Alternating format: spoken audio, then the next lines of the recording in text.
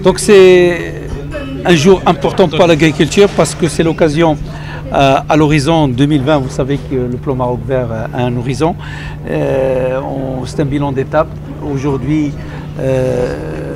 les investissements sont au rendez-vous depuis 2008. Depuis 2008, il y a eu 108 milliards de dirhams d'investissement dans le secteur public, du secteur public et privé dans l'agriculture. Le PIB agricole s'est amélioré et il a eu une croissance de l'ordre de 7% pendant les 10 années aujourd'hui du plan Maroc Vert, qui a amené un PIB agricole de l'ordre de 125 milliards de dirhams. Cela a permis quand même la plantation de plus de 415 000 hectares. On va arriver, Inch'Allah, à la fin de l'année à réaliser 590 000 hectares en goutte à goutte, l'amélioration des intrants, l'amélioration également de l'utilisation de la mécanisation, ce qui nous a d'ailleurs sauvés cette année, puisque vous savez, les pluies ils ont été très tardifs, ils ne sont pas arrivés avant le 15 décembre, mais même grâce à la mécanisation et au labeur des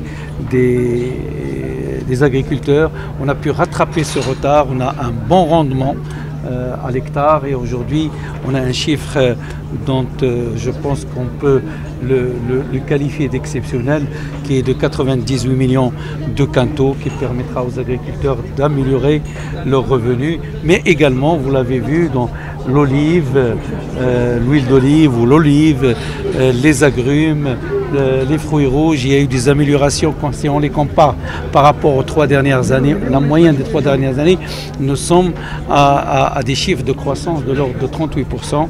Tout ça montre la dynamique. Maintenant, l'avenir, c'est pour la valorisation, c'est pour l'industrialisation de cette agriculture et nous allons l'accompagner pour qu'elle soit au rendez-vous à l'horizon 2020. La jeunesse a été au cœur du débat et des discussions aujourd'hui lors des assises.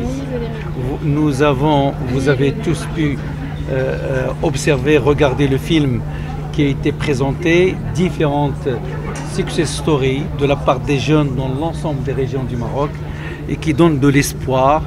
Aujourd'hui, notre monde rural, il y a un tiers de la composition du monde rural, ce sont des jeunes. Ces jeunes ont un problème de l'accès à la terre, ont un problème de financement, ont un problème de formation. Donc l'État renforcera ses capacités pour renforcer justement les capacités des jeunes, pour que ces modèles que nous avons vus aujourd'hui puissent être généralisés et donner de l'espoir à ces jeunes et essayer de leur créer les conditions économiques, sociologiques, pour qu'ils puissent investir et qu'on puisse les accompagner afin qu'ils puissent être demain leurs propres patrons de leurs petites exploitations et les accompagner dans leur développement.